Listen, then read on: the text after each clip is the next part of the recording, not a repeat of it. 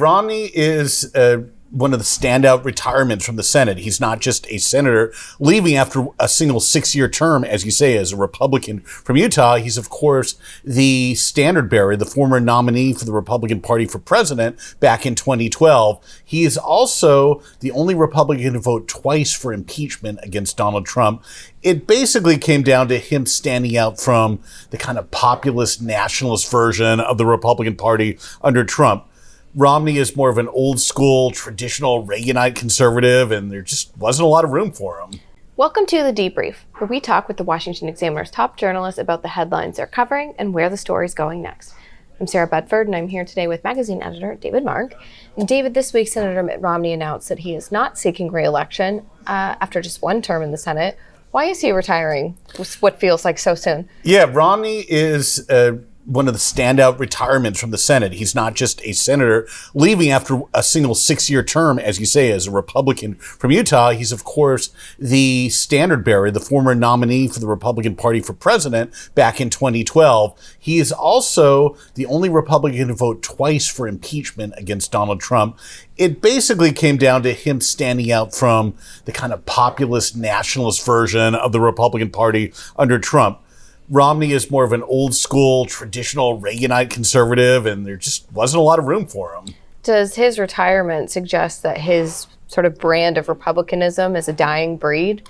He would say otherwise. He would say it's going to have a resurrection. He suggests that Donald Trump is likely to lose again in 2024, assuming he's the nominee, and eventually people will return to the true religion of sorts. That's a debatable notion, to say the least. It also seems like Romney had burned some bridges personally in the Senate. He gave this really astounding interview to a journalist from The Atlantic, part of a book that's coming out, where he named his fellow Republican colleagues and really called them out for what he says is wrongly kowtowing to Donald Trump, like Senators Ted Cruz, Josh Hawley, and J.D. Vance, who are the more prominent Republican senators, that the ones you see on the news, definitely on the rise. What does the Republican primary in Utah look like? I mean, are there a lot of, promising young Republicans in that state? Is there a natural heir waiting in the wings? Well, it is certainly a one-party state. It was, I think, Donald Trump's second or third best state after neighboring Wyoming and then West Virginia. It was certainly at the top. Usually when Trump's not on the ballot, it is the best Republican state. So a Republican candidate is almost certain to win it. The field is still taking shape. It's been a short amount of time.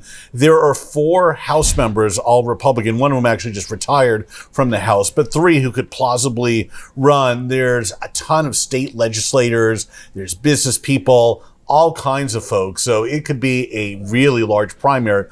Also worth noting, Utah has this interesting party convention system where you have to get the party nod first before then moving on to the primary, and that has a lot to do with it. So you have to play kind of an inside game and a broader game to the Republican electorate across Utah. And finally, is this Evan McMullen's moment? Could he, sneak in there as a Democrat in that state? Yeah, Evan McMullen, the independent candidate who made a run at the other Republican senator from Utah, Mike Lee, back in 2022, didn't do badly. He actually had a respectable showing, but he didn't show there's any reason to think that he could actually win a race statewide. And he made some pretty tough accusations against Mike Lee. If it didn't work there, it's hard to see it working elsewhere. So I think his future lies beyond electoral politics. Well, David, thank you so much for being here today. Thank you. You can get more writing from David and the rest of the political team at washingtonexaminer.com.